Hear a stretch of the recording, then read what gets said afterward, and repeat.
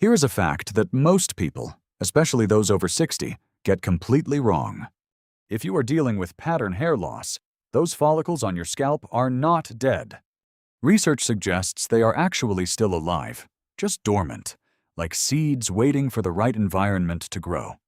But they're being held hostage by a silent, invisible barrier: accumulated scar tissue and calcification on your scalp. You've likely tried rosemary oil, expensive serums, or even DHT blockers. But here's the problem: none of them can penetrate that physical wall. It's like trying to water a plant through a concrete slab. Nobody tells you that the remedy isn't the problem. The barrier is. If you don't clear that path first, you're just wasting your time and money.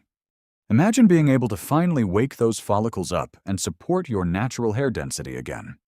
But there is a specific order to doing this, an exact protocol, that most people get backward, and doing it wrong could actually cause more irritation than growth.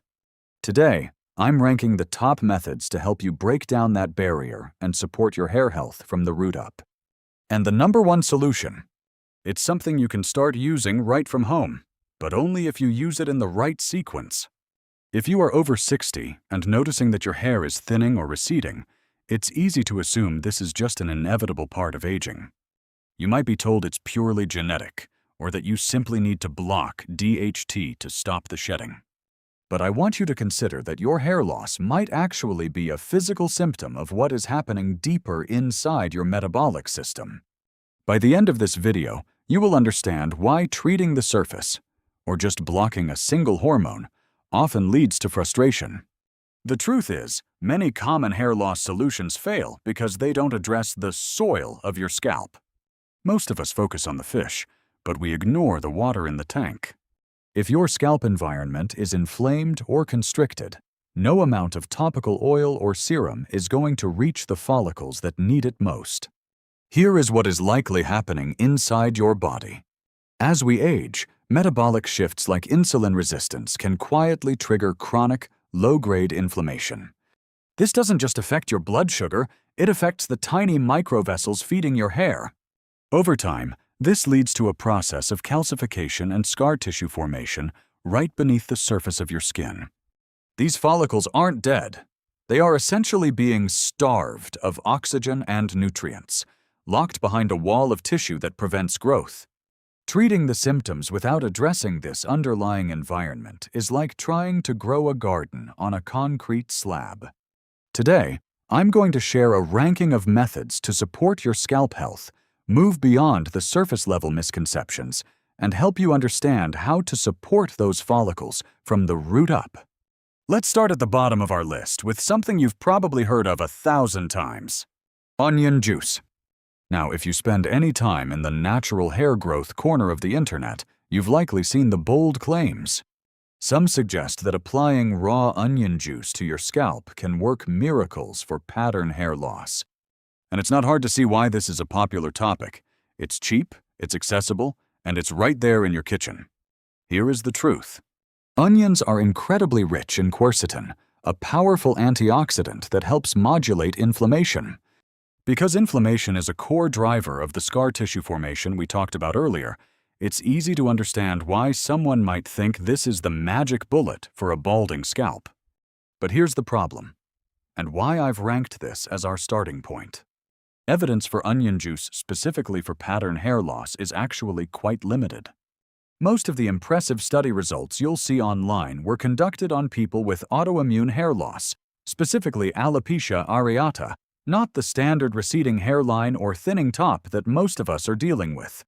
Furthermore, applying raw, pungent onion juice to your scalp is, frankly, not a sustainable daily habit for most people. It can be irritating, the smell is intense, and if you have sensitive skin, it might actually worsen the inflammation you're trying to soothe. So while it's not useless, it's a high-effort, low-reliability option for the type of hair loss we're focusing on today. If you want to use it, think of it more as a supplemental anti-inflammatory, not a primary solution. Score. Toisandis. It's a classic home remedy that sounds great in theory, but when it comes to breaking down calcified scar tissue on your scalp, we have much more effective and much less aromatic tools in our kit. Now we're getting somewhere. But if onion juice isn't enough to move the needle, what is? The next method on our list is one that many people use, but they're often using it at the wrong frequency, which might be why they aren't seeing the results they expect. Are you ready to move up? Moving up our list, let's talk about pumpkin seed oil. You'll often see this recommended in supplement aisles, and for good reason. It's packed with nutrients that may support prostate health and, by extension, help manage some of the hormonal shifts we associate with pattern hair loss. Many people turn to this as a more internal approach, hoping that by flooding their system with these specific fatty acids, they can stop the thinning process from the inside out. And honestly, it's not a bad idea. Pumpkin seed oil contains phytosterols and specific antioxidants that have been associated with a potential reduction in the conversion of testosterone into DHT in some clinical observations. Because of this, it's a much more credible tool than the onion juice we discussed earlier. But here's the problem, and why I've ranked this in the middle of our list. It is not a direct barrier breaker.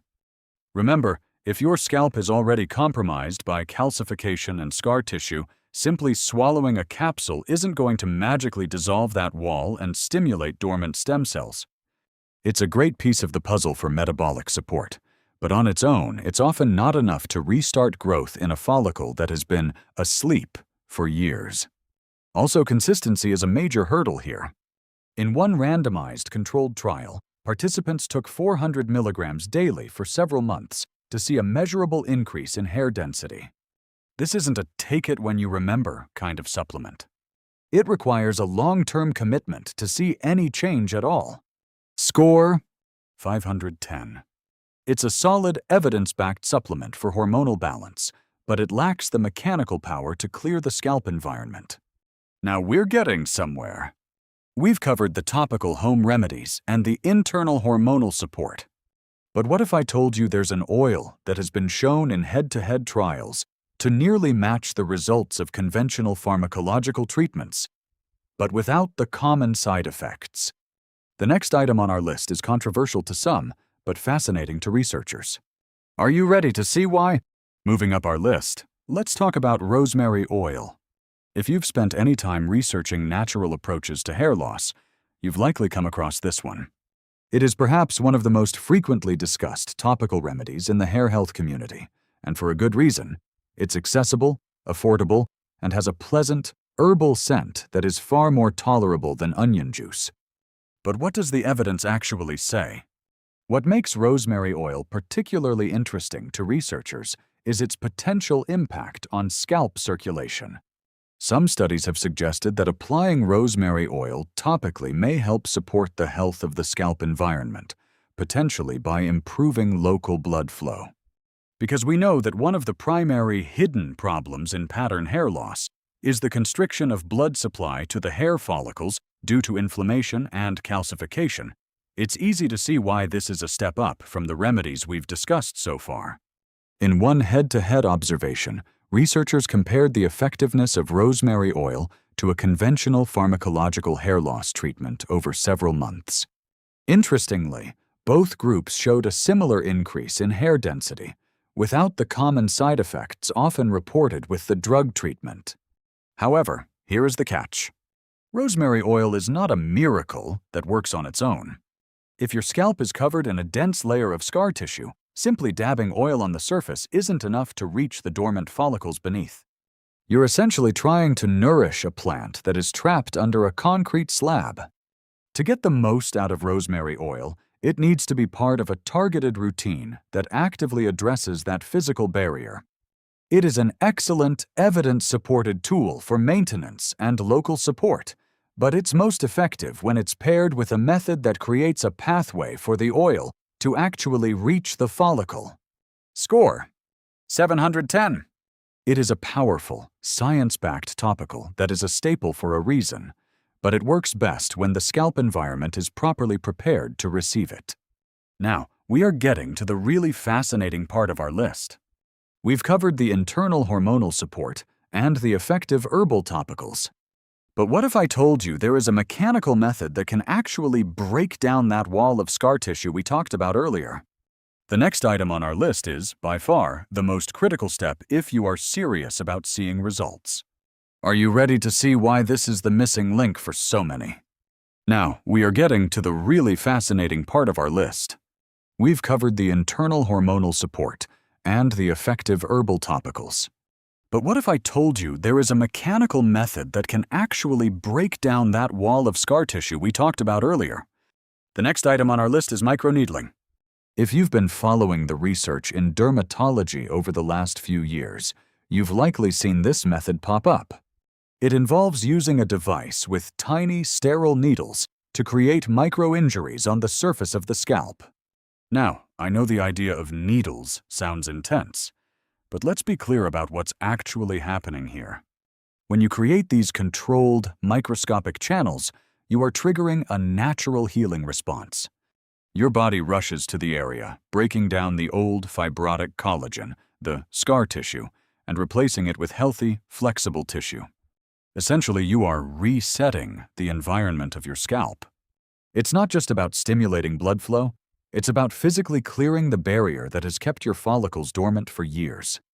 This is critical because, as we discussed, if your scalp has become calcified and stiff, no amount of nutrient-rich oil or serum can penetrate that layer to reach the follicle root. Microneedling opens the door, allowing those supportive nutrients to actually do their job. However, you have to be careful. More is not better here. This isn't something you should be doing every single day. Using a device between 0 millimeters and 5 millimeters, once every 2 to 4 weeks, is the standard approach I've seen in most research-informed protocols. Score 910. It is the most effective way I know of to physically clear the scalp environment. Now, we've cleared the path. But what do you put on the scalp once that door is open? The number one option on our list is a topical that works in a completely different way than the oils we've discussed, and it's something you likely already have in your cabinet for sleep. Are you ready to see why this is the missing link? Now, before you rush into this protocol, we need to address the mistakes that can turn this from a healing routine into a source of frustration. First and foremost, more is not better.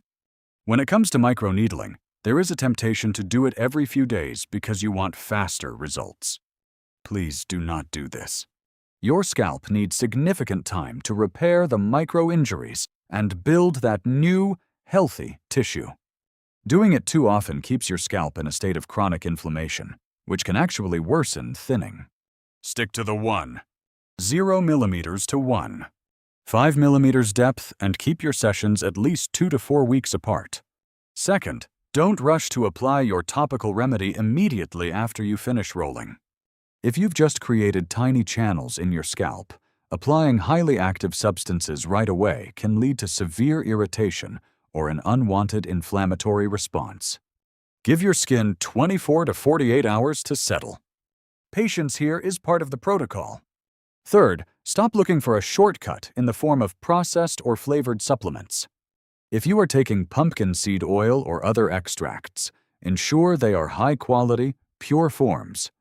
The flavored or blended versions often contain additives and inflammatory seed oils that counteract the very benefits you're trying to achieve. Most importantly, do not, under any circumstances, stop any medication prescribed by your doctor in favor of these natural steps. These are tools to support your environment, not replacements for medical care. And finally, keep an eye out for red flags.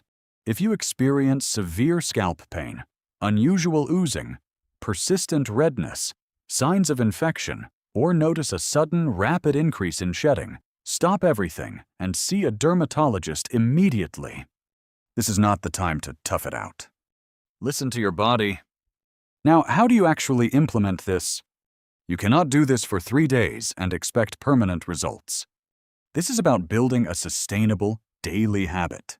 Start with the foundation. If your health professional agrees, make the number one option the cornerstone of your daily routine. Consistency is what allows your body to actually adapt and respond. If you want to accelerate your progress, you can add the second or third options into your afternoon or evening routine. But don't feel like you need to use everything at once. Pick 1 or 2 directions and stay consistent with them for at least 30 days. During this time, keep a simple symptom journal. Note how you feel on day 1 and track any subtle changes you notice as you progress. This isn't about looking for an overnight transformation. It's about observing how your body responds to consistent, targeted support over the course of a month. Above all, remember that these tools are meant to support your body's natural processes, not to replace medical care. If you have any chronic health conditions, are currently taking medication, or are undergoing treatment, you must talk to your doctor before making these changes. They know your medical history and can ensure that these adjustments are safe and appropriate for you specifically. Consistency and communication with your healthcare provider are the 2 most important factors in your long-term success. If you've been feeling frustrated by your health, I want you to remember this. You are not broken. You don't need a miracle. You simply need to adjust your environment, your nutrition, and your daily routine to give your body the support it truly requires. Your health is not a result of luck. It's a result of the consistent, targeted actions you take every single day. I'm inviting you to join me in a 30-day challenge. Starting today, I want you to pick 1 foundational habit from this video and commit to it for the next month. Don't worry about being perfect. Just be consistent. Keep a simple symptom journal where you track how you feel on day 1 and then look back at your notes on day 30. You might be surprised to see how much your body can respond when you finally give it the right tools. If you found this video helpful, please consider sharing it with someone you know who might benefit from this information. Don't forget to subscribe and leave a comment below. Let me know which habit you're planning to start. Your energy, your mobility, and your independence matter more than anything. Let's support your health, 1 consistent habit at a time. This video is for educational purposes only and is not medical advice. Always talk to your doctor before changing your diet, supplements, medication, or health routine.